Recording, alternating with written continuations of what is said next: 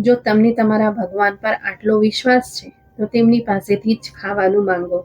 મારી સાવકી માતાનો કડવો અવાજ મારા કાનમાં ઝેરની જેમ પડ્યો. તેમની આંખોમાં નફરતની એ જ ચિંગારીઓ હતી જેનાથી હું વર્ષોથી પરિચિત હતી.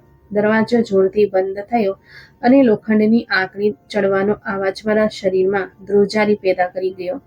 મને રૂમમાં બંધ કરવામાં આવી હતી. ઘરના બધા લોકો મુંબઈ ગયા હતા અને મને 3 દિવસ માટે આ સુમસામ બંધ ઓરડામાં ભૂખી તરસ્યો છોડી દેવામાં આવી હતી. પહેલા દિવસે મેં મારી જાતને સંભાળી લીધી, ભૂખ સહન કરવાનો પ્રયત્ન કર્યો, તરસને અવગણી.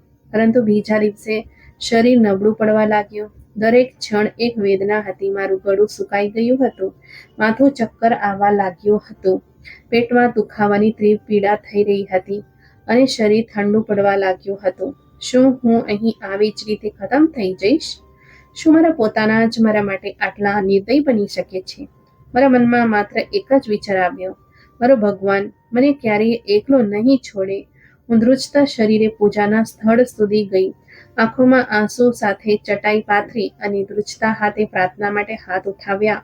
હે ભગવાન, મેં સાંભળ્યું હતું કે તું દાતા છે. તું વિશ્વાસથી માંગવામાં આવેલી પ્રાર્થનાઓને નકારતો નથી. આજે હું પણ પૂરા વિશ્વાસ સાથે તારી પાસેથી માંગી રહી છું. મારા ભગવાન, તું કોઈ ચમત્કાર કરી દે. તું મને ખાવાનું આપી દે. હે ભગવાન, તું મને તારા હોવાનો અહેસાસ કરાવી દે. મારો અવાજ સિસકીઓમાં દબાઈ ગયો, આંખો આંસુઓથી ભીંજાઈ ગઈ અને હું નીચે પડી ગઈ. અને ત્યારે જ અચાનક ઓરડામાં તીખી બિરયાનીની સુગંધ ફેલવા લાગી. મારું શરીર એક ક્ષણ માટે નિષ્ક્રિય થઈ ગયું. આ કેવી રીતે શક્ય હતું? આ સુગંધ ક્યાંથી આવી? મેં ધ્રુજતું માથું ઊંચક્યું, આંખો આશ્ચર્યથી ફાટી ગઈ, કારણ કે હું ત્યાં બેસીને આંસુ પાડી રહી હતી જ્યાં મારી માતાના અંતિમ સંસ્કાર કરવામાં આવ્યા હતા. માં, તમે મને છોડીને કેમ ચાલ્યા ગયા? નરમ માટી મારા હાથમાં હતી, પરંતુ એ અસ્તિત્વ જેને આ માટીએ પોતાનામાં સમાવી લીધું હતું એ જ મારી દુનિયાનો સૌથી કિંમતી વ્યક્તિ હતી. માં વગર આ દુનિયા અજાણી લાગતી હતી. એક એવી જગ્યા જ્યાં મારા માટે કોઈ ખૂણો નહોતો, કોઈ આશ્ચર્ય નહોતો. અનિકા! રાજેશ મામાના અવાજે મારું રડવાનું રોકી દીધું. મેં પાછળ ફરીને જોયું તો થોડો દૂર ઊભા હતા. તેમની આંખોમાં એ જ જૂની સહાનુભૂતિ ઝળકી રહી હતી જે હંમેશા મને થોડા માટે સહારો આપી હતી. ચાલો બેટા, મોડું થઈ રહ્યું છે. તમારી મામીએ જમવાનું મંગાવ્યું હતું. જો મોડું થયું તો તે ઝઘડો કરશે. તેમણે નરમાશથી મારા માથા પર હાથ ફેરવ્યો. નાના નાની સિવાય જો કોઈ મારી પીડાને સમજતું હતું તો તે રાજેશ મામા હતા. તે એકમાત્ર વ્યક્તિ હતા જે ક્યારેય મારા પર ગુસ્સે ન થતા હતા, જે મને મારા અસ્તિત્વની અણગણાનો અહેસાસ ન કરાવતા હતા. બાકી જ્યારથી મેં હોશ સંભાળ્યો હતો ત્યારથી બધા મારાથી અને મારી બીમાર માતાથી નફરત કરતા હતા. માતાની બીમારી જાણે એક ખામી હતી જેની સજા અમને બંનેને દરરોજ આપવામાં આવતી હતી. પિતાએ મારી બીમારીથી કંટાળીને 3 વર્ષ પહેલા તેમને નાના ઘરે મોકલી દીધા હતા અને થોડા દિવસો પછી તેમને છૂટાછેડા આપી દીધા હતા. હું ત્યારે નાની હતી, પરંતુ એટલી સમજતી હતી કે છૂટાછેડા માત્ર કાગળ પર નથી લખવામાં આવતા, પરંતુ તે સ્ત્રીના આત્મા પર એવી છાપ છોડી દે છે જેને દુનિયા ક્યારેય ભૂંસી શકતી નથી. માને કોઈ એવી બીમારી હતી જેની સાથે તેઓ સિસકીને જીવતા હતા. નાના નાનીએ તેમને સહારો આપ્યો, પણ તેઓ પોતે વૃદ્ધ હતા. આર્થિક સ્થિતિ પણ બહુ સારી નહોતી. માએ 2 વર્ષ સુધી પોતાની 4 ભાભીઓનું કઠોર વર્તન સહન કર્યું, તેમના બાળકોની મસ્કરી સહન કરી અને પછી એક દિવસ શાંતિથી આંખો બંધ કરીને હંમેશા માટે સૂઈ ગયા. મારી દુનિયા એક ક્ષણમાં ઉજ્જડ થઈ ગઈ. જીવન પહેલાની જેમ જ સંવેદનહીન અને કડવું હતું. અમે જેવા ઘરે પહોંચ્યા, દરવાજો ખુલતા જ મામીનો ગુસ્સો અમારા પર વરસી પડ્યો. આ આવવાનો કયો સમય છે? હું ક્યારની રાહ જોઈ રહી છું? તેમણે હાથમાં પકડેલી સામાનની થેલી ઝટકાથી ખેંચી અને ખરાબ બોલતા રસોડામાં ઘૂસી ગયા. મેં માથું ઝુકાવી દીધું. રાજેશ મામા ચૂપ રહ્યા. કદાચ તેઓ રોજની આ કડવાશ સહન કરી ચૂક્યા હતા અને હવે બોલવાની હિંમત ગુમાવી ચૂક્યા હતા. આજે ઘરમાં એક ખાસ ધમાલ હતી. મામીની બહેન લગ્ન પછી પહેલીવાર તેમના ઘરે આવી હતી, એટલે આખો દિવસ તૈયારીઓ ચાલી રહી હતી. હું શાંતિથી ખૂણામાં જઈને બેસી ગઈ, જાણે મારું આ ઘરમાં કોઈ અસ્તિત્વ જ ન હોય. અનિકા! મામીના કઠોર આવાજે મને ચોંકાવી દીધી. જી! મેં તરત જ ઊભા થઈને તેમની તરફ જોયું. આ શું બેસવાનો સમય છે? જા વાસણો સાફ કર, પછી ચૂલા પર શાક ચડાવી દેજે, અને હા, મહેમાનોની સામે વધારે ફરતી નહીં, શાંતિથી કામ કરીને અંદર જતી રહેજે. જી મામી. હું ચૂપચાપ રસોડા સાફ તરફ આગળ વધી. ગરમ પાણીમાં હાથ નાખતા જ બળતરાનો અહેસાસ થયો, પણ હું ચૂપ રહી. આ દર્દ, આ વેદનાઓ હવે મારા માટે સામાન્ય વાત હતી. રાત્રે બધા મહેમાનો હસી મજાકમાં વ્યસ્ત હતા. મેં ચૂપચાપ એક બાજુ બેસીને તેમના ખડખડાટ સાંભળ્યા. તેમની પાસે કહેવા માટે કેટલી વાતો હતી, તેમના ચહેરા પર કેટલી ચમક હતી, તેમના જીવનમાં કેટલી ખુશીઓ હતી, અને મારું જીવન બસ એક અનામી વાર્તા હતી જેમાં ખુશીઓ માટે કોઈ જગ્યા નહોતી. જમ્યા પછી મેં શાંતિથી વાસણો ભેગા કરવાનું શરૂ કર્યું. મામીની બહેને હસતા હસતા કહ્યું, વાહ ભાભી, મજા આવી ગઈ, તમે કેટલું શાનદાર જમવાનું બનાવ્યું છે. મામીએ ગર્વથી માથું હલાવ્યું, પછી મારી તરફ જોઈને વ્યંગમાં બોલ્યા, હા, પણ આ નકામી તો કંઈ નથી કરતી, બસ કામચોરી કરે છે. બધા હસી પડ્યા અને મેં નજર ઝુકાવી દીધી. ઘરમાં જમણવાર પછી સફાઈનું બધું કામ મારા માથે હતું, જેમ હંમેશા હોય છે. મેં આખા ઘરમાં પોતું માર્યું, દરેક ખૂણાને સાફ કર્યું, એટલું કે મારા કપડાં પણ પરસેવાથી ભીના થઈ ગયા હતા. પણ રાહતનો શ્વાસ લેવાનું મારા નસીબમાં નહોતું. અનિકા, આ શું કર્યું તે? મોટા મામાના દીકરાએ બહારથી આવતા જ પોતાના કાદવથી ભરેલા ચંપલ સાથે સાફ કરેલી જમીન પર પગ મૂકી દીધા. મેં મારી આંખો સામે મારી બધી મહેનત બરબાદ થતી જોઈ. જે ફ્લોરને મેં ચમકાવ્યો હતો તેના પર ગંદા ભીની માટીના નિશાન ફેલાઈ ગયા હતા. ભાઈ, ઓછામાં ઓછું જૂતો તો બહાર કાઢી નાખો, મેં હમણાં જ સફાઈ કરી હતી. મેં નરમાશથી કહ્યું, તું મને શીખવાડીશ કે કેવી રીતે ચાલવું? તેણે કડવાશથી જવાબ આપ્યો અને પગ પછાડતો ચાલો ગયો. થોડી ક્ષણો પછી મોટા મામી તોફાનની જેમ ઓરડામાં દાખલ થઈ. તેમનો ચહેરો ગુસ્સાથી લાલ હતો, આંખોમાં એવી ચિંગારીઓ હતી જેને જોઈને જ હું ધ્રુજી ગઈ. અનિકા, તે મારા દીકરાને શું કહ્યું? મામી, મેં કંઈ નથી કહ્યું, બસ એટલું કહ્યું હતું કે ધડામ, એક જોરદાર થપ્પડ મારા ગાલ પર પડી. મારું માથું એક બાજુ નમી ગયું, આંખો આગળ અંધારું છવાઈ ગયું, પણ હું મારી જગ્યાએ સ્થિર ઊભી રહી. અમારા ટુકડા પર જીવનારી અમારા બાળકો પર હુકુમ ચલાવે છે, તને શરમ નથી આવતી? કેટલી વાર કહ્યું છે કે તારી ઓકાતમાં રહે? તેમનો ગુસ્સો શાંત થવાનું નામ નહોતો લેતો. આ પહેલી વાર નહોતું જ્યારે આવું થયું હતું, પરંતુ આજે મામલો કંઈક અલગ હતા. નાની, જે અત્યાર સુધી શાંત હતા, અચાનક બોલી પડ્યા. તેમનો નબળો ધ્રુજતો અવાજ આખા ઓરડામાં ગૂંજ્યો. બસ કરો હવે, વધારે કંઈ ન કહો. બધા ચોંકીને તેમની તરફ જોવા લાગ્યા. તેઓ પોતાની જગ્યાએથી ઊભા થયા. આંસુ તેમની આંખોમાં ચમકી રહ્યા હતા, પરંતુ તેમના ચહેરા પર કંઈક બીજું પણ હતું, કોઈ રહસ્ય, કોઈ દબાયેલી પીડા જે આજે હોઠ પર આવી ગઈ હતી. તમે બધા જાણો છો કે આ છોકરી દોષિત નથી, પરંતુ તમારામાંથી કોઈએ એ કહેવાની હિંમત ન થઈ કે અસલી ગુનેગાર કોણ હતો. ઘરમાં દરેક જણ એકબીજા સામે જોઈ રહ્યું હતું, જાણે તેમના બધા પાપો ખુલ્લા પડી ગયા હોય. તો માં નિર્દોષ હતા? માં, મારા દિલમાં એક તોફાન ઊભું થઈ ગયું. હું મારી માતાની જેમ શાંત નહીં રહું. એવું લાગી રહ્યું હતું જાણે નાનીના શબ્દોએ આખા ઘરને જકડી દીધું હોય. દરેક જણ એકબીજા તરફ જોઈ રહ્યું હતું, જાણે એક દબાયેલા રહસ્યને વાચા મળી ગયો હોય અને તે બધાના અંતરાત્માને હચમચાવી રહ્યું હોય. જે હંમેશા શાંતિથી બધું સહન કરતી આવી હતી, આજે એક વિચિત્ર સ્થિતિમાં હતી. નાનીની વાતો એ મારા દિલમાં એક નવો અહેસાસ જગાડ્યો હતો. મા પર જે અત્યાચાર થયો, જે આરોપ લગાવવામાં આવ્યો, તે શું હતું? મેં હંમેશા એવું જાણ્યું કે મા બીમાર હતા, પરંતુ નાનીનો સ્વર જણાવી રહ્યો હતો કે સત્ય ક્યાંક બીજે જ હતું. એ સત્ય જેને બધાએ છુપાવ્યું હતું. મારી છૂટાછેડા કેમ આપવામાં આવ્યા નાની? મેં ધ્રુજતા આવાજે પૂછ્યું. નાનીએ મારી તરફ જોયું. તેમની આંખોમાં એ જ દર્દ હતું જે હું હંમેશા મારી આંખોમાં જોતી હતી. તેઓ કંઈ કહેવા તો માંગતા હતા, પણ જાણે જીભ રોકાઈ ગઈ હોય, જાણે તેઓ વર્ષોના બોજને એક ક્ષણમાં ઉપાડીને સામે મૂકવાથી ડરતા હોય. એના પૂછ બેટા, કેટલાક સત્યો માણસને તોડી નાખે છે, નાનીએ ધીમેથી કહ્યું. પણ હું જાણવા માંગુ છું નાની, મેં આગ્રહ કર્યો. આખો ઓરડો શાંત થઈ ગયો હતો. મોટી મામી, નાની મામી, મામા બધા ચૂપ હતા, જાણે તેઓ પણ જાણતા હતા કે નાની જે કહેવા જઈ રહ્યા છે તે બધું બદલી નાખશે. નાનીએ એક ઊંડો શ્વાસ લીધો અને પછી ધીમેથી બોલ્યા, તારી માતાને બીમાર હોવાના કારણે છૂટાછેડા આપવામાં આવ્યા ન હતા અનિકા. તેના પર એક આરોપ લગાવવામાં આવ્યો હતો, એક એવો આરોપ જે લગાવનાર પણ જાણતો હતો કે તે છૂટું છે. શું? મેં અવિશ્વાસથી નાની તરફ જોયું. મેં મોટી મામી તરફ જોયું. જે હંમેશા માને ખરાબ કહેતા હતા, જે હંમેશા એવું જ કહેતા હતા કે માને બીમારીને કારણે છૂટાછેડા આપવામાં આવ્યા હતા. પરંતુ આજે તેમના ચહેરા પર એક અજીબ સંકોચ હતો, જાણે તેઓ પોતે પણ પોતાની કહેલી વાતો પર વિશ્વાસ ન કરી રહ્યા હોય.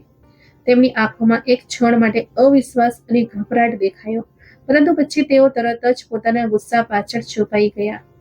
અમ્મા, આ હવે કઈ નવી વાર્તા લઈને બેસી ગયા છે? જૂની વાતોને ખોદવાનો શું ફાયદો? જે થવાનું હતું તે થઈ ગયું. નાનીએ એક ઊંડો શ્વાસ લીધો. તેમની નજરે બધા પર સ્થિર હતી, જાણે તેઓ જોઈ રહ્યા હોય કે કોણ તેમના શબ્દોથી ફરી જવાનો પ્રયત્ન કરી રહ્યું છે. હા, જે થવાનું હતું તે થઈ ગયું, પણ કોઈએ આ અત્યાચારને રોકવાનો પ્રયત્ન કેમ ન કર્યો? કોઈએ મારી દીકરીની નિર્દોષતાની સાક્ષી કેમ ન આપી? નાનીના અવાજમાં ધ્રુજારી હતી, પણ તેમની આંખો મક્કમ હતી. મોટી મામીએ નારીચકીથી નજર ફેરવી દીધી અને નાની મામીએ ખાંસી ખાઈને વાતાવરણને હળવું કરવાનો પ્રયત્ન કર્યો. અમ્મા, હવે આ બધી વાતોનો શું ફાયદો? તમે પોતે જ તો કહો છો કે જે સ્ત્રી એકવાર છૂટાછેડા લઈ લે તે ફરીથી સન્માનજનક જીવન જીવી શકતી નથી. હું ખોટી હતી, નાનીએ જોરથી કહ્યું, જાણે તેઓ પોતાના જ શબ્દોના બંધનમાંથી બહાર આવવા માંગતા હોય.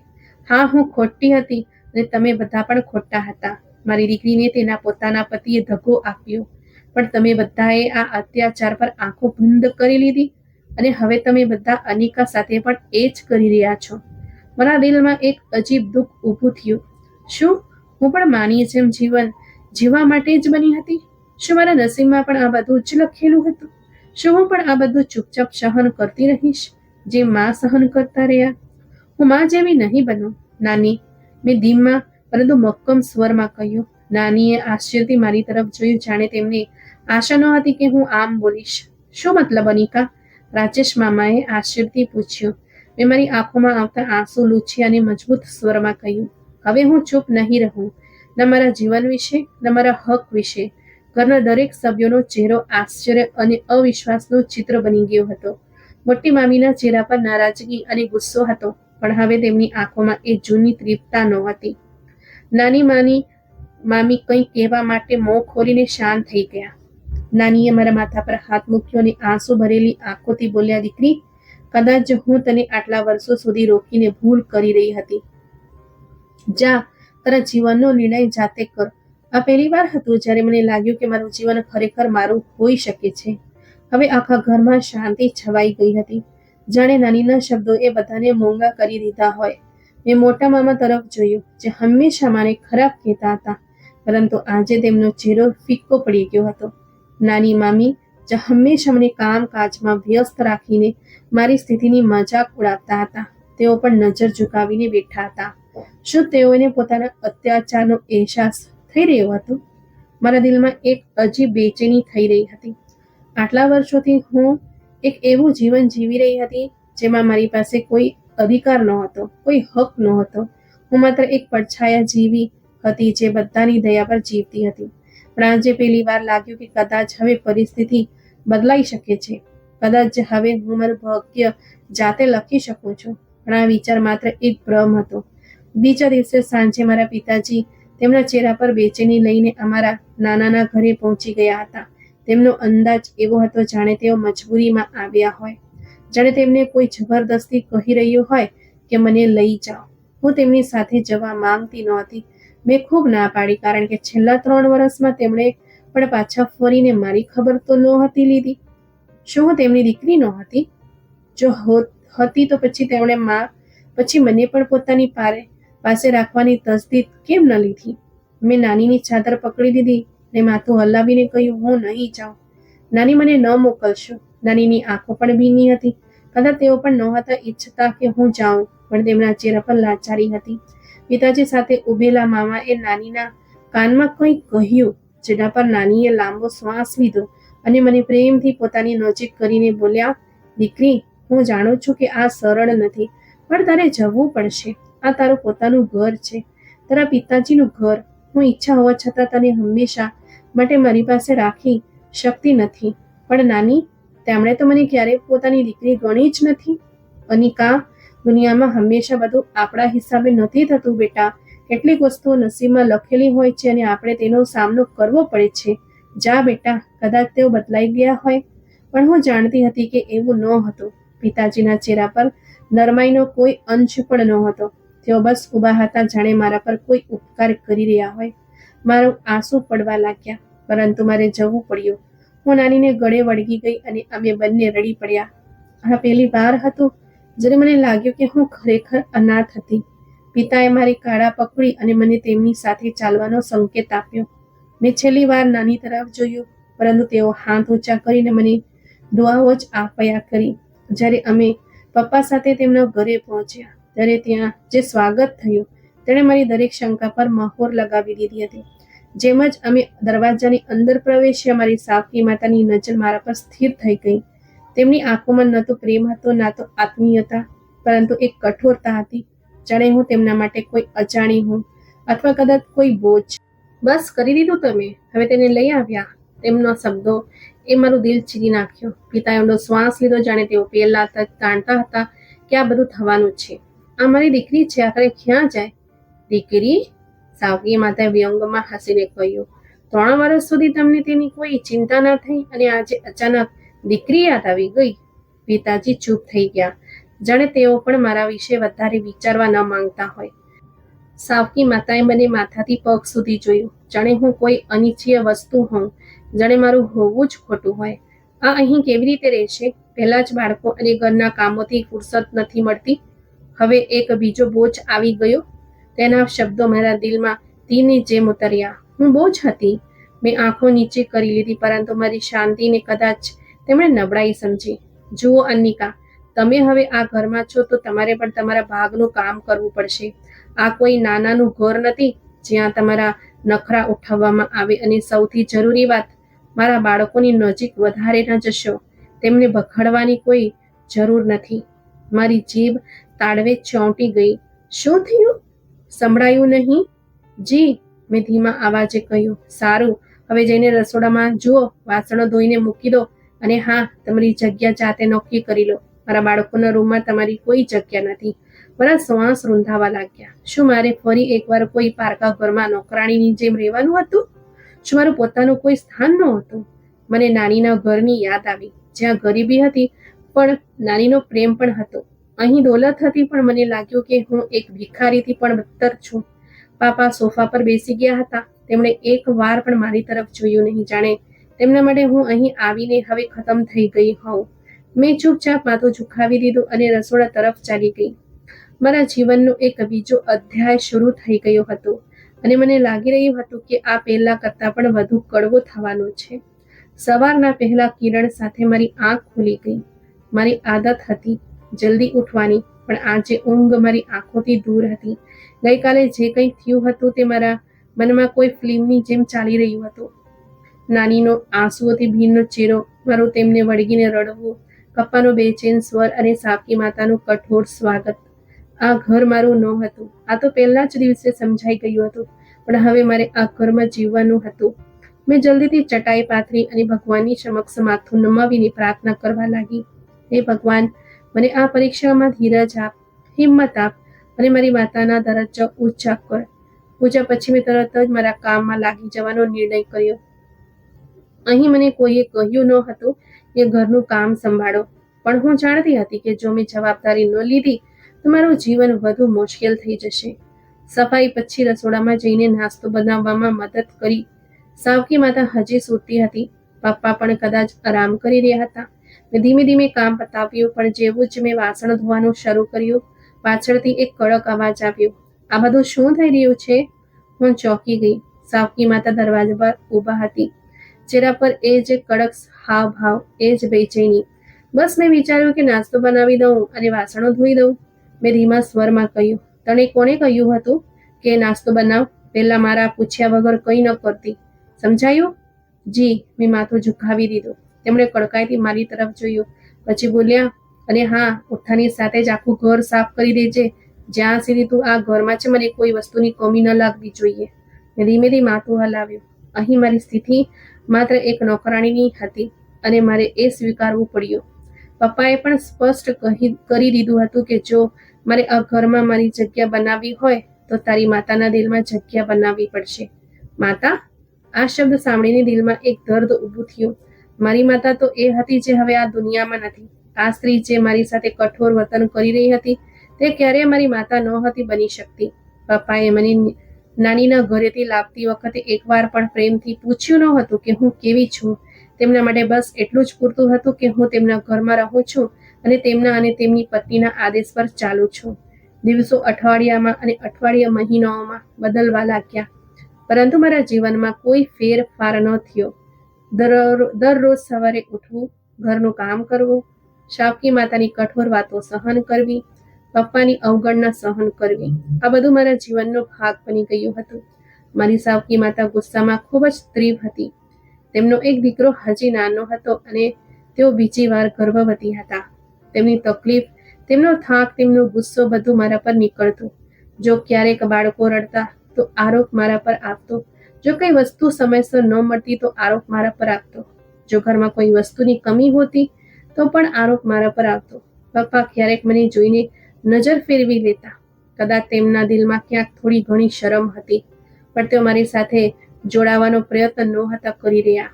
પિતા તો મારા પણ હતા, પણ કદાચ તેઓ આ વાત ભૂલી ગયા હતા. થોડા મહિના પછી મારી સાવકી માતાએ બીજા દીકરાને જન્મ આપ્યો. ઘરમાં ખુશીનો માહોલ હતો. પપ્પા ફૂલ્યા સમાતા ન હતા. અભિનંદન આપવામાં આવી રહ્યા હતા. મીઠાઈ વેચવામાં આવી રહી હતી. હું ચૂપચાપ એક ખૂણામાં ઊભી રહીને આ બધું જોઈ રહી હતી. પપ્પા હસી રહ્યા હતા, બધાને ગળે મળી રહ્યા હતા, પોતાની પત્નીને દિલાસો આપી રહ્યા હતા, પોતાના દીકરાને ખુશી ખુશી જોઈ રહ્યા હતા.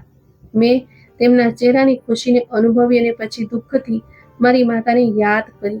શું મારા જન્મ પર પણ તેઓ આટલા જ ખુશ થયા હતા? કદાચ નહીં. નહીતર માને છોડીને તેઓ બીજું લગ્ન ન કરત, મને નિરાધાર ન છોડત. 3 વર્ષ સુધી મને જોવાની તસ્દી ન લેત. રાત્રે જ્યારે બધા પોતાના રૂમમાં જતા રહ્યા હતા, હું શાંતિથી નવજાત બાળક પાસે જઈને ઊભી રહી. એ નાનું શરીર જે હમણાં જ આ દુનિયામાં આવ્યું હતું, જેના માટે મારા પિતાએ પોતાની દુનિયા બદલી નાખી, જે તેમના માટે બધું હતું, પણ હું કંઈ જ નહોતી. મેં ધીમેથી બાળકની તરફ જોયું જે શાંતિથી સૂઈ રહ્યું હતું. કાશ પપ્પાએ મારા માટે પણ ક્યારેક એટલો જ પ્રેમ અનુભવ્યો હોત, પણ આ ઈચ્છા પણ કદાચ હવે ખતમ થઈ ગઈ હતી. મેં મનમાં એક નિર્ણય કરી લીધો હતો. હવે મારે મારા માટે જીવવું હતું, મારા માટે વિચારવું હતું. હવે હું આ ઘરમાં એમ જ રસોડું અને સફાઈમાં મારું જીવન ખતમ નહીં કરી શકતી. મારે કંઈક કરવું હતું. મારા જીવનની દિશા જાતે નક્કી કરવી હતી. આ વિચારીને મેં પહેલી વાર મારામાં હિંમત અનુભવી, જાણે કોઈ નવો સંકલ્પ જાગી રહ્યો હોય. હવે મારા જીવનની કહાણીમાં એક નવો અધ્યાય શરૂ થવાનો હતો. મને લાગી રહ્યું હતું કે જેમ જેમ સમય પસાર થઈ રહ્યો છે, હું આ ઘરમાં અજાણી થતી જઈ રહી હતી. પપ્પા માટે હું એક વધારાની જવાબદારી હતી, જેને તેમણે મજબૂરીમાં સ્વીકારી તો લીધી હતી, પરંતુ દિલથી અપનાવી નહોતી. સાવકી માતા માટે હું એક બોજ હતી, એક નોકરાણી જે ઘરના દરેક કામને સંભાળવા માટે લાવવામાં આવી હતી. અને તેમના બાળકો માટે હું માત્ર એક પડછાયો હતી જે હંમેશા તેમની આસપાસ ફરતો રહેતો હતો, પરંતુ જેનું કોઈ અસ્તિત્વ નહોતું. પરંતુ આ બધાની વચ્ચે એક હસ્તી એવી હતી જે હંમેશા મારી નજીક હતી, જેણે મને ક્યારે એકલી છોડી નહોતી. ભગવાન, જ્યારે બધા મારાથી મોં ફેરવી લેતા, જ્યારે સાવકી માતાના વ્યંગ અને પપ્પાની ઉદાસીનતા મારા દિલ પર ઘા કરતા, ત્યારે હું મારી પૂજાની ચટાઈ પર બેસી જતી. ત્યાં કોઈ મને તિરસ્કાર ભરી નજરોથી નહોતું જોતું, કોઈ મારા પર ચીસો પાડતું નહોતું, કોઈ મારા અસ્તિત્વને બોજ સમજતું નહોતું. હું જેમ જેમ એકલી થતી જઈ રહી હતી, તેમ તેમ મારા ભગવાનની નજીક જતી રહી હતી. અને જ્યારે પણ સાવકી માતા મને મારતી અથવા ઠપકો આપતી, હું આખી રાત રડતી રહેતી અને મારી ચટાઈ ભીંજવી દેતી. પરંતુ મારી પૂજા પણ સાવકી માતાને ખટકતી હતી. જો હું પૂજા કરવા ઊભી થઈ જાઉં તો તેઓ ચીસો પાડીને ઘર માથે લેતા હતા. તેમને લાગતું હતું કે હું જાણી જોઈને પૂજાનો વિરામ લઈને કામથી બચવાનો પ્રયત્ન કરી રહી છું. આ બધું નાટક છે. તું બસ કામ ચોરી કરવા માંગે છે. પૂજાના બહાને બેસવા કરતા સારું છે કે જા ઝાડુ ઉપાડ, નકામી ક્યાંની. હું ચૂપચાપ આંખોમાં આંસુ લઈને પૂજા પૂરી કરતી, પરંતુ મારું દિલ જાણતું હતું કે હું કોઈ બહાના માટે નહીં, પરંતુ મારા ભગવાનના સહારા માટે તેમની સામે ઝૂકી રહી હતી. એકવાર તો હદ જ થઈ ગઈ. તેમની માતા, જે થોડા દિવસો માટે અમારા ઘરે આવી હતી, મને દુઆ માંગતા જોઈને તેઓ ગુસ્સે થઈ ગયા. હું પૂજા પછી હાથ ઊંચા કરીને ભગવાન પાસે બસ એક જ દુઆ કરી રહી હતી, હે ભગવાન, મારા માટે સરળતા પેદા કર. હું રડતા રડતા પ્રાર્થનાઓ માંગ કરી રહી હતી કે અચાનક એક જોરદાર અવાજ ગુંજ્યો. આ શું થઈ રહ્યું છે? મેં આંખો ખોલી. સાવકી નાની મારા માથા પર ઊભા હતા, ચહેરા પર કઠોરતા અને નફરત લઈને. આ કેમ રડી રહી છે? શું ભગવાન પાસે મારી દીકરીના હકમાં બદદુઆ કરી રહી છે? મારી આંખો આશ્ચર્યથી પહોળી થઈ ગઈ. ના નાની, મેં ગભરાઈને સ્પષ્ટતા કરવા માંગી, પરંતુ તેઓ ગુસ્સામાં મારી વાત સાંભળવા તૈયાર જ નહોતા. આ તો બહુ ચાલાક થઈ ગઈ છે. મારા ભગવાન પાસે મારી દીકરી માટે ખરાબ માંગી રહી હતી. હું જોઉં છું કે તને અહીં કેવી રીતે રાખવામાં આવે છે. તેમણે તોફાન મચાવી દીધું. સાવકી માતા તો પહેલાથી જ મારાથી ચીડાતી હતી. હવે પોતાની માતાની વાત સાંભળીને તેમના માટે વધુ સરળતા થઈ ગઈ. જોયું માં, હું નહોતી કહેતી કે આ છોકરી આપણી વિરુદ્ધ ષડયંત્રો રચી રહી છે. હવે આ આપણા માટે બદદુઆઓ માંગે છે. મને કંઈક સમજાતું નહોતું કે હું શું કહું. શું ખરેખર મારા આંસુએ તેમને એટલા ડરાવી દીધા હતા? મને લાગતું હતું કે મારો સૌથી મોટો સહારો મારી પૂજા મારા માટે પણ ખતરો બની ગઈ છે. હું ખૂબ જ ડરી ગઈ હતી. મેં ડરતા ડરતા પિતાજીને કહ્યું કે તેઓ મને નાનીના ઘરે પાછી મોકલી દે, પરંતુ તેમણે મને ખૂબ જ ખરાબ રીતે ઠપકો આપ્યો. અનિકા, આ કોઈ ધર્મશાળા નથી જ્યાં તું આવતી જતી રહે. આ તારું ઘર છે અને હવે ક્યાં નહીં જાય. પણ શું આ મારું ઘર હતું? અહીં મારા માટે કોઈ પ્રેમ નહોતો, કોઈ આત્મીયતા નહોતી. માત્ર એક નોકરી હતી જે હું સવારથી રાત સુધી કરતી હતી, પરંતુ તો પણ મારા પર શંકા કરવામાં આવતી હતી. એ દિવસે હું આખી રાત રડતી રહી. મારા દિલમાં એક અજીબ ડર બેસી ગયો હતો. શું હું અહીં હંમેશા માટે કેદ થઈ ગઈ હતી? શું નાનીના ઘરે પાછા જવાનો કોઈ રસ્તો નહોતો? બીજી સવારે મારા જીવનમાં વધુ એક તોફાન આવ્યું. સાવકી માતાની ચીસોએ આખા ઘરને હચમચાવી દીધું. ઓ મારા ભગવાન, આ શું થઈ ગયું? હું ચોંકીને પથારામાંથી ઉઠી.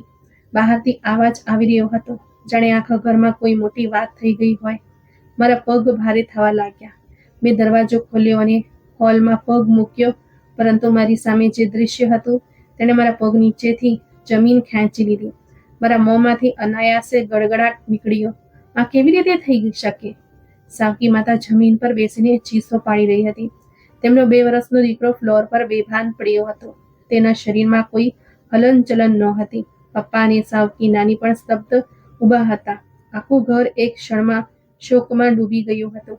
મેં પાછળ હટવાનો પ્રયત્ન કર્યો, પરંતુ સાવકી માતાની નજર મારા પર સ્થિર થઈ ગઈ.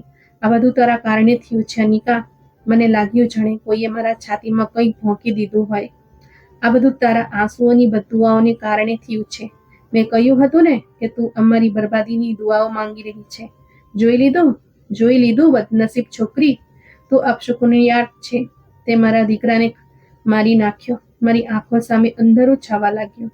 હું કંઈ ન કહી શકી. હું બસ ચૂપચાપ તેમની વાતો સાંભળતી રહી. શું ખરેખર આ બધું મારા કારણે થયું હતું? શું મારા આંસુ ખરેખર કોઈના મૃત્યુનું કારણ બની શકે? અથવા આ બધું માત્ર એક સંયોગ હતો? પરંતુ સાવકી માતા અને તેમના સંબંધીઓને સંયોગ પર વિશ્વાસ નહોતો. તેઓ તો બસ એક ગુનેગાર શોધી રહ્યા હતા, અને એ ગુનેગાર હું બની ગઈ હતી. પપ્પા, મેં કંઈ નથી કર્યું. મેં બદદુઆ નથી આપી. મેં ખચકાતા કહ્યું, પરંતુ મારા પોતાના જ પિતાની આંખોમાં મારા માટે નફરત હતી. અનિકા, જા અંદર જા. હમણાં આ બાબતમાં ન બોલ. રાજેશ મામા જે કોઈ કામથી ઘરે આવ્યા હતા, તેઓ આગળ વધ્યા અને મને પોતાના પાછળ કડી લીધી. પણ હું જાણી ચૂકી હતી કે કંઈક પણ કહેવું વ્યર્થ હતું. આ આરોપ હવે મારા કપાળ પર હંમેશા માટે લાગી ચૂક્યો હતો. હું ગુનેગાર બની ગઈ હતી. પણ શું ખરેખર હું ગુનેગાર હતી? ઘરનું વાતાવરણ શોકમય થઈ ગયું હતું. સાવકી માતાની ચીસો, નાનીની બેચેની અને પપ્પાની અશાંતિએ આ જગ્યાને વધુ બોજરૂપ બનાવી દીધી હતી. હું રૂમના એક ખૂણામાં બેઠી હતી. દિલમાં ડર હતો, આંખોમાં આંસુ હતા. શું ખરેખર હું અપશુકનિયાળ હતી? આ સવાલ મારા મનમાં સતત ગુંજી રહ્યો હતો. મને યાદ આવ્યું કે જ્યારે મા બીમાર હતા ત્યારે પણ પરિવારના લોકો કહેતા હતા કે મારો જન્મ તેમના માટે અપશુકનિયાળ બન્યો. જ્યારે પપ્પાએ માને છૂટાછેડા આપ્યા ત્યારે પણ લોકોએ મને જ જવાબદાર ઠેરવી. જ્યારે મા આ દુનિયામાંથી વિદાય થતા ત્યારે પણ લોકો ગુપચુપ કરી રહ્યા હતા કે હું અપશકુન લઈને આવી હતી. હવે જ્યારે સાવકી માતાનો દીકરો દુનિયામાંથી ચાલ્યો ગયો ત્યારે પણ આરોપ મારા પર આવ્યો. હું બસ ચૂપચાપ દરેકની નફરત તેમના મેળા, તેમની ખરાબ નજર સહન કરતી રહી, પણ અંદરથી મારું દિલ ધ્રુજી રહ્યું હતું. શું ખરેખર મારું અસ્તિત્વ જ બધાની બરબાદીનું કારણ હતું? મેં આખી રાત મારી પથારી પર રડતા રડતા વિતાવી, પણ મેં હિંમત ન હારી. ભગવાન મારો હતો, તે તો મારો સાથ ક્યારેય ન છોડી શકે. અને પછી બીજી સવારે એક બીજી કસોટી મારી રાહ જોઈ રહી હતી. સૂર્યનું પહેલું કિરણ હજી નીકળ્યું પણ નહોતું કે ઘરમાં અચાનક બીજો હોબાળો મચી ગયો. ચીસોના અવાજે મારી ઊંઘ ઉડાડી દીધી. ભગવાન, રહેમ રહેમ, કોઈ જીવો. વિપુલને શું થઈ ગયું? સાવકી માતાના પરેશાન અવાજે મને હચમચાવી દીધી. હું ગભરાઈને પથારીમાંથી ઉઠી અને દોડતી બહાર પહોંચી. અમારા પપ્પા પાણીની મોટર ચલાવી રહ્યા હતા ત્યારે તેમને લાઇટનો જોરદાર ઝટકો લાગ્યો હતો અને તેઓ ખરાબ રીતે તરફડવા લાગ્યા હતા. મારા પગ નીચેથી જમીન સરકી ગઈ. પપ્પા વીજળીના ઝટકાથી ધ્રુજી રહ્યા હતા. તેમની આંખો બંધ થઈ રહી હતી. શરીર બેભાન જેવું થતું જઈ રહ્યું હતું. પાડોશીઓએ આવાજ સાંભળીને બહાર જોયું. તરત જ કોઈ મોટર તરફ દોડ્યું અને તેને બંધ કરી દીધી. પપ્પા જમીન પર પડી ગયા હતા. તેમનો ચહેરો સફેદ થઈ ગયો હતો. સાવકી માતા લાચારીથી તેમની પાસે બેસીને તેમને હલાવવા લાગી. ભગવાનના લીધે આંખ ખોલો, તમને શું થઈ ગયું છે? આખા ઘરમાં ફરી એકવાર કોલાહલ મચી ગયો. પાડોશીઓએ તરત જ ગાડી કાઢી અને પપ્પાને હોસ્પિટલ લઈ ગયા. હું ત્યાં જ ઊભી રહીને બધું જોઈ રહી હતી. મારા દિલમાં ડર અને દર્દની એક નવી લહેર દોડી ગઈ.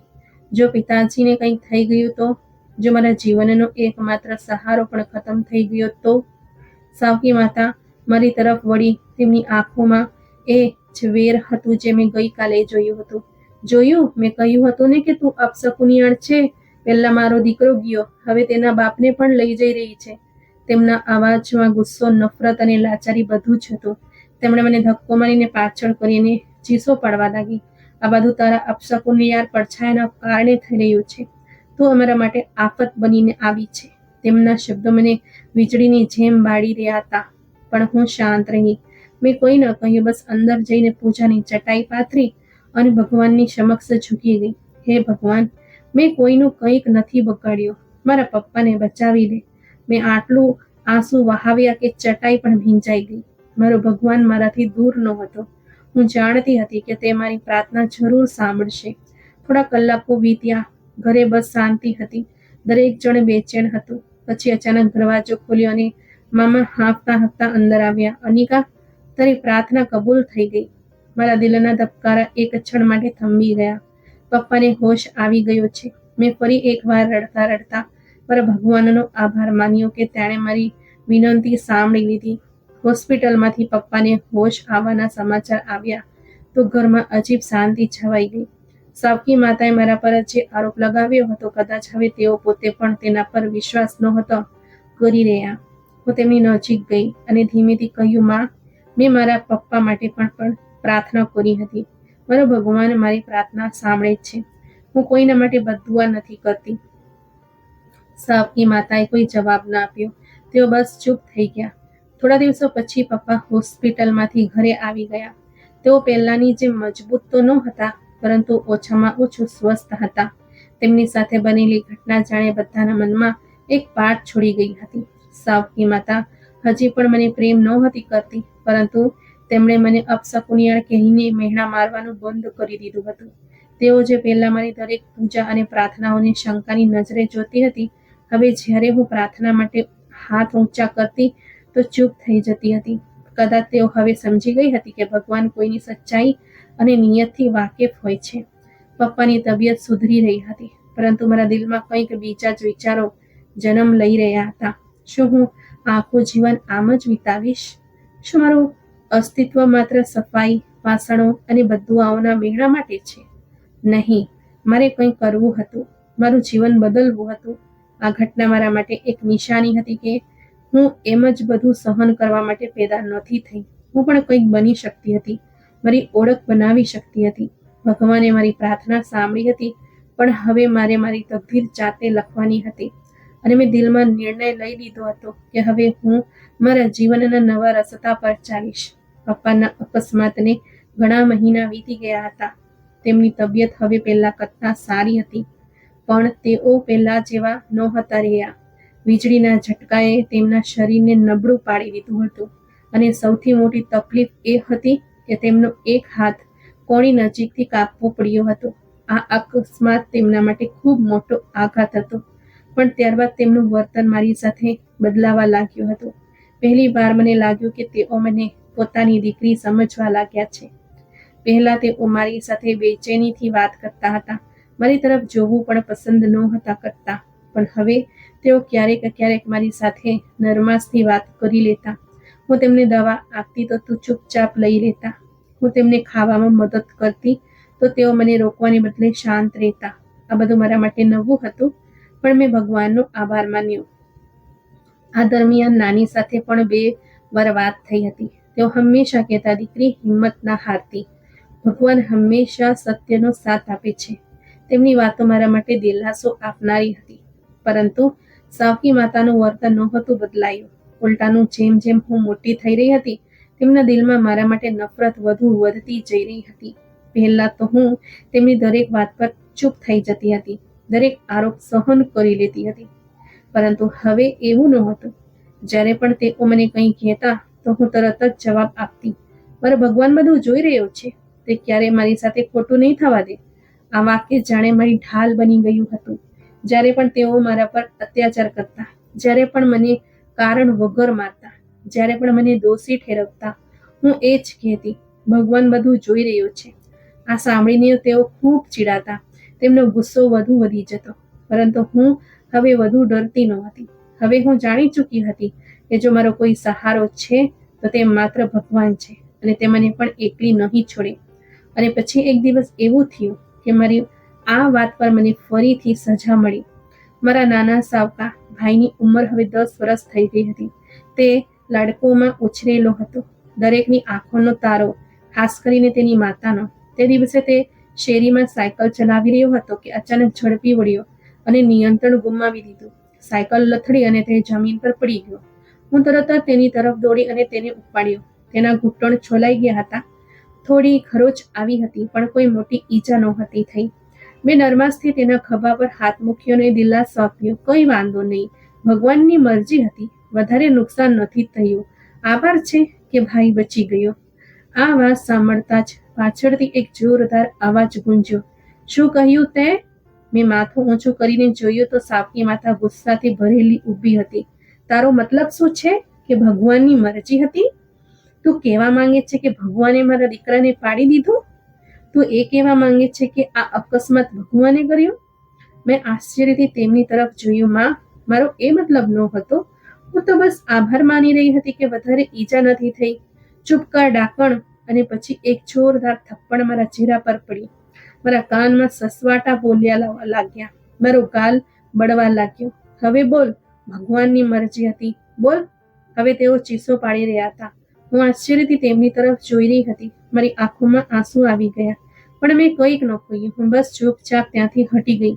અંદર જઈને મારો રૂમ બંધ કરી દીધો અને શાંતિથી રડવા લાગી. શું ભગવાનનું નામ લેવું પણ ગુનો હતો? શું હું આ ઘરમાં શ્વાસ પણ નહોતી લઈ શકતી?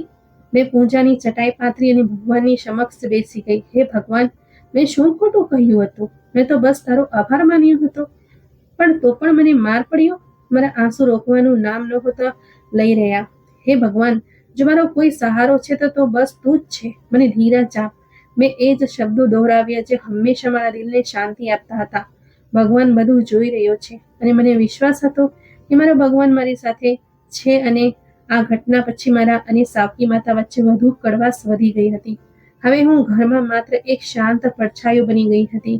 કામ કરતી, સાંભળતી, સહન કરતી, પણ કંઈ કહેતી નહોતી. પપ્પાએ 1-2 વાર મને પૂછ્યું કે અનિકા, બધું ઠીક છે? મેં હળવા સ્મિત સાથે જવાબ આપ્યો, જી બધું ઠીક છે પપ્પા. પણ બધું ઠીક ન હતું. આ જીવન કોઈ ખેયાતથી ઓછું નહોતું, અને મારે આ કેદમાંથી બહાર નીકળવું હતું. આ જીવન એક ન પૂરો થનારો પરીક્ષા બની ગયું હતું, અને મારે આ કસોટીમાંથી બહાર નીકળવાનો રસ્તો શોધવાનો હતો. હવે હું સમજી ગઈ હતી કે શાંતિ મારું શરણ નહીં, પરંતુ મારી કેદ બની ગઈ છે. હવે સમય આવી ગયો હતો કે હું મારા પગ પર ઊભી રહું, મારું ભાગ્ય જાતે લખું. હવે હું માત્ર જીવન નિર્વાહ નહીં, પરંતુ મારું જીવન જીવવા માટે આગળ વધીશ. પપ્પાની દુકાનમાં આગ લાગવાના સમાચાર જેવા જ ઘરે પહોંચ્યા ચારે બાજુ હોબાળો મચી ગયો. સાવકી માતાએ અકંદ્ર શરૂ કરી દીધો. તેમની ચીસોએ ઘરને શોકમય બનાવી દીધું હતું. પપ્પાનો ચહેરો સફેદ પડી ગયો હતો. આંખોમાં અવિશ્વાસ હતો, જાણે તેઓ હજી પણ હકીકતને સ્વીકારી શકતા ન હોય. બધું ખતમ થઈ ગયું. પપ્પાના હોઠમાંથી ધીમો અવાજ નીકળ્યો અને તેઓ લથડીને એક ખુરશી પર બેસી ગયા. અમે બધા હજી આ આઘાતમાંથી બહાર પણ નહોતા આવ્યા કે અચાનક પપ્પાએ છાતી પર હાથ મૂક્યો અને પીડાથી કરાવવા લાગ્યા. હું દોડીને તેમની પાસે પહોંચી. તેમનો ચહેરો પરસેવાથી ભીનો થઈ ગયો હતો. સાવકી માતા ચીસો પાડવા લાગી કે હે ભગવાન, મારા પતિને બચાવી લે. મામાએ જલ્દીથી ગાડી કાઢી અને પપ્પાને હોસ્પિટલ લઈ ગયા. સાવકી માતા તેમની સાથે હતી. હું પણ તેમની પાછળ ગઈ. રસ્તામાં તેઓ વારંવાર અકંદ્રો કરી રહ્યા હતા. આ બધું આપણા જીવનમાં શું થઈ રહ્યું છે? પહેલા દીકરો, પછી દુકાન અને હવે આ. ભગવાન અમને માફ કરી દે. હોસ્પિટલ પહોંચીને ડોક્ટરે તરત જ તપાસ કરી. ઘણી કલાકોની બેચેની પછી ડોક્ટર બહાર આવ્યા અને બોલ્યા કે આ હાર્ટ એટેક હતો, પરંતુ ખતરાની વાત નથી, દર્દીનો જીવ બચી ગયો છે. મેં રાહતનો શ્વાસ લીધો, હાથ ઊંચા કરીને ભગવાનનો આભાર માન્યો. પપ્પાને હોશ આવ્યો તો હું તેમની નજીક જઈને બોલી, પપ્પા, પરેશાન ન થાઓ. ભગવાન જે કરે છે તેમાં પણ કોઈક ભલાઈ હોય છે. મારા શબ્દો હજી પૂરા પણ નહોતા થયા કે પાછળથી સાવકી માતા ચીસો પાડતા બોલ્યા, આ શું કહી રહી છે? તને દરેક મુસીબતમાં ભગવાનની ભલાઈ જ દેખાય છે? પહેલા મારો દીકરો ગયો, પછી દુકાન અને હવે મારા પતિને હોસ્પિટલ પહોંચાડી દીધા. હું આશ્ચર્યથી તેમની તરફ જોઈ રહી હતી. માં, મેં કંઈ ખોટું નથી કહ્યું. તો બસ ધીરજ રાખવાનું કહી રહી હતી. ચૂપ કર, તું તારી જીભ બંધ નહીં રાખી શકે.